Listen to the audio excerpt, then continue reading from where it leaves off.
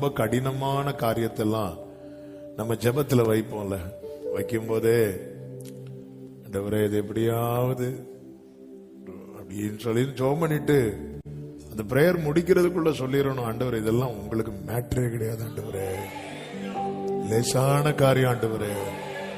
அந்த அந்த அறிக்கை ரொம்ப முக்கியம். பெரிய பர்வதமே நீ ஏமாத்திரம்.